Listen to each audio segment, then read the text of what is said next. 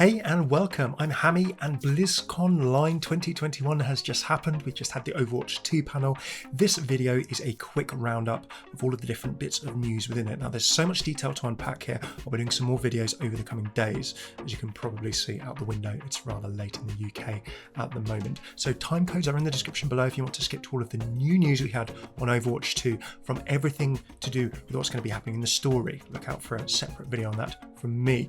New maps coming, news about progression, news about talent trees, news about upgrades and changes to the game, and news about hero missions and so much more. So check out the timecodes if you want to skip, and you can see the whole panel as well, of course, afterwards on the Play Overwatch YouTube channel. So do check this video out. Do let me know what you think. I'd love to hear what you thought in the comments as well.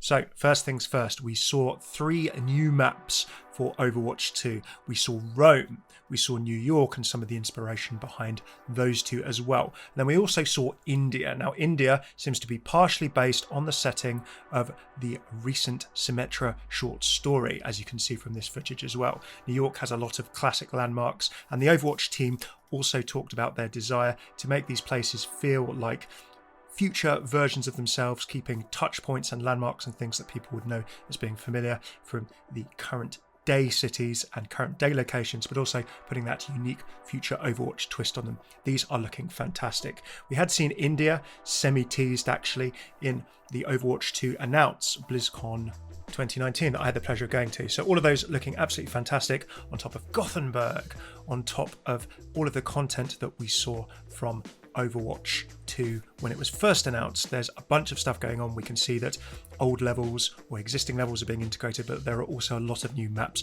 being added. India in particular was described as being absolutely huge. So these are not only new levels, new maps, but they're also pretty big, and there are actually going to be new bits added on to existing maps as well. So existing maps are going to be expanded, but more on that later in the hero missions section.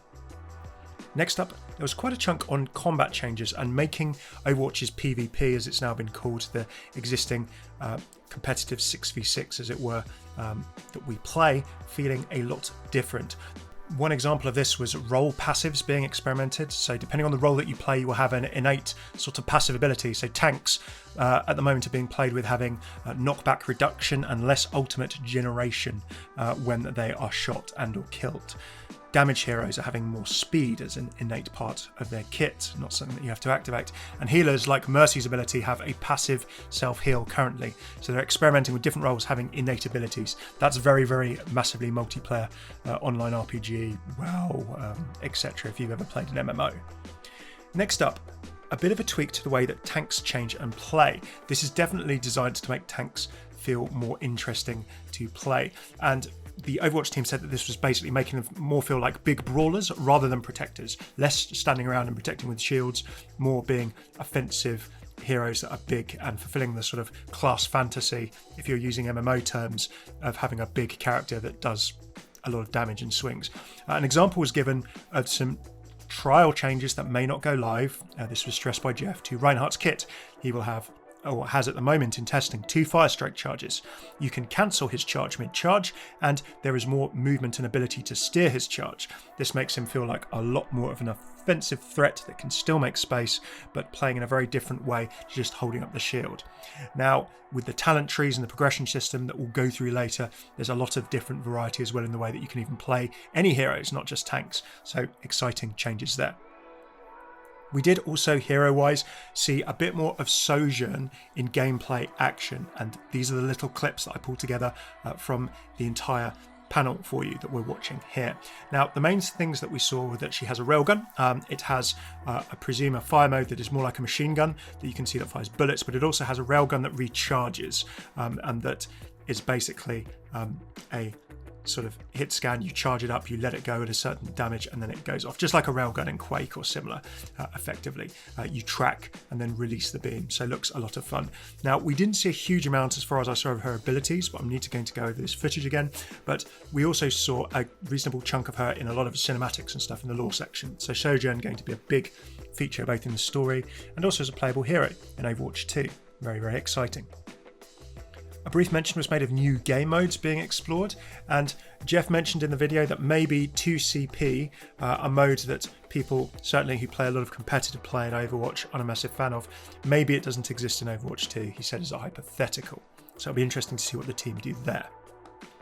A lot of time was also spent talking about hero missions and replayability, wanting to make a game that people with their friends who maybe don't want to always play competitive or similar can play together as a group against enemies, against the computer for hours and hours in different ways. So, and a lot of different factors that would come into that replayability. They would like, in an ideal world, to have hundreds and hundreds of different combinations and modes of these hero missions, but a lot of different factors would go into creating those hundreds and hundreds of different variations. Firstly, they mentioned different mission types, like retrieval, gathering and returning containers whilst fighting enemies. Payload is one.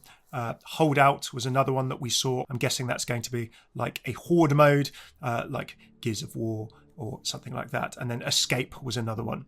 There are also other ones with internal names only that the team mentioned. One of them was Wall of Death, shown here. Kind of looks like a battle royale wall coming over as the team is trying to escape, right? A Scavenger Hunt and Kill Quest were also named as internal code names. So different mission types like these would be one factor.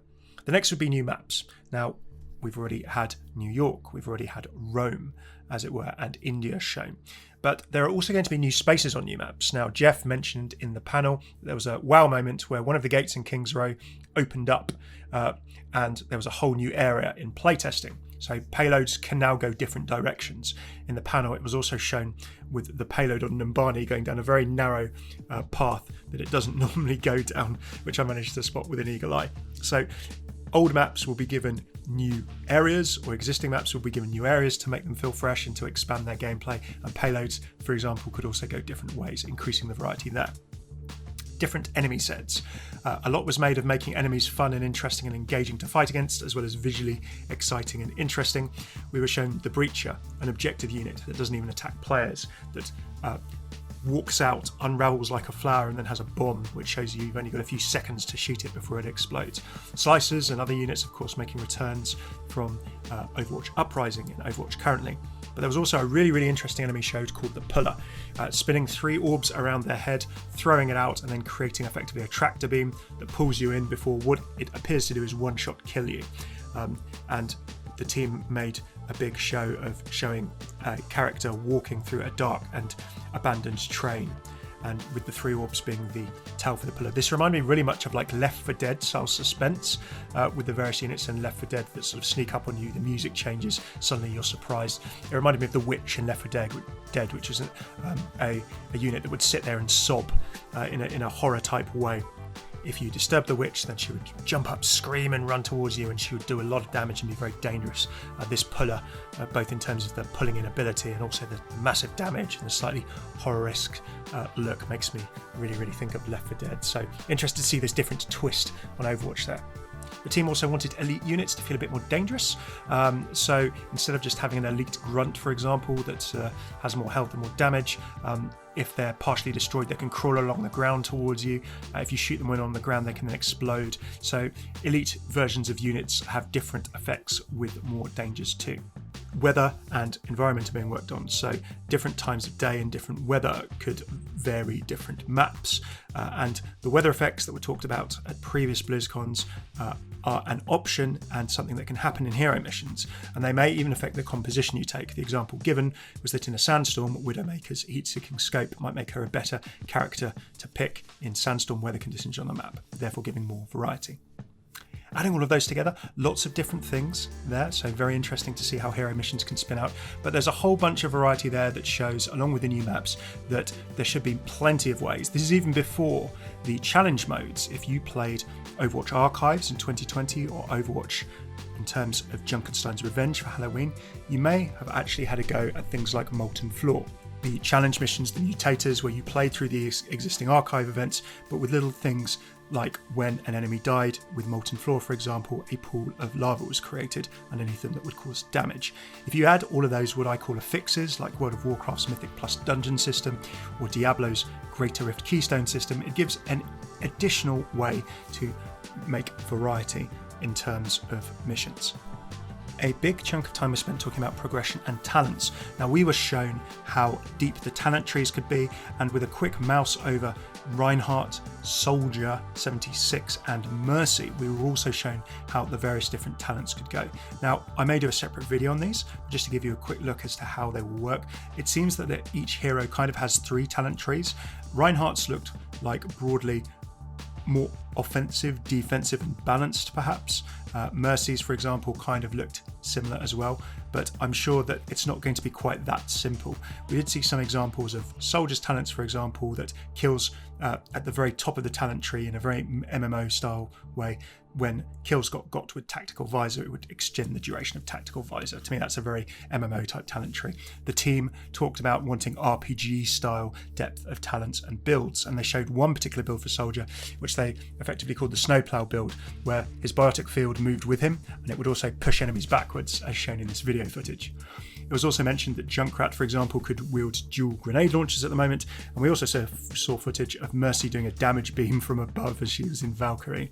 So some crazy and interesting combinations. The team, outside of the normal PvP game, can just go wild in hero missions with these talent trees. So progressing, unlocking talent trees, building builds and talent builds and experimenting looks as though it will be a fun set of progression, as well as a fun source of replayability. So for engine and game upgrades, there are new animations coming in terms of melee. There's audio being worked on, different sounds for different weapons. There's a weapon 2.0 sound pass where they are getting different sounds for weapons in different scenarios, so that weapons in the game will sound different depending on geographically where you are in a level. There was an interesting piece about recoil in terms of making the weapons feel good. So Soldier 76's recoil was shown here. Personally, I'm not 100% sure about this one in terms of how it will feel in terms of the competitive game, if it comes through to the competitive game. If it's just in the hero missions or something different, maybe that will be different. It depends how much it changes the feel of actually firing the weapon in terms of what you're used to in accuracy. I can see it feeling good in a story sense, in an experience sense, but would it be good in a competitive sense? One for better players than me to decide. Last but not least, as well as these upgrades, there were also looks at new visual looks for Reaper and Farah and McCree and more goodness that I'm showing here. So the new visual looks coming with Overwatch 2 on top of Genji's and Mercy's and all of the other ones that we saw last year at BlizzCon 2019, looking very, very cool. Last and by no means least, story development. Well, I will do a completely separate video on this, but as the key points, there were a lot of cool panels and a lot of cool little bits of animation, a lot of cool hints and snippets of in-game cinematics in the panel, showing loads of different bits to do with Overwatch 2's potential story, which I will go through in a separate video. So keep an eye out, throw a like and subscribe on this channel to see that. But dialogue systems are being tweaked. There's going to be a lot of branching dialogue depending on what heroes are picked in missions. So very much like Storm Rising and indeed Uprising, Retribution, you'll be able to have different sets of heroes and hear different discussions and conversations between them and interactions as they talk. The developers specifically talked about you'll be able to hear what Genji and Mercy say to each other and show them up at the end. So a one for all fans of Genji or Mercy there for sure. We will be finding out why the second Omnic crisis, quote unquote, is happening, who's behind it, the global nature of it, and a whole bunch more besides, apparently, as well. So I will do a separate video on that, but loads of good lore stuff to be coming too. So there we go. What did you think of the panel? If you watched it, let me know in the comments. What did you think of how Overwatch 2 is looking?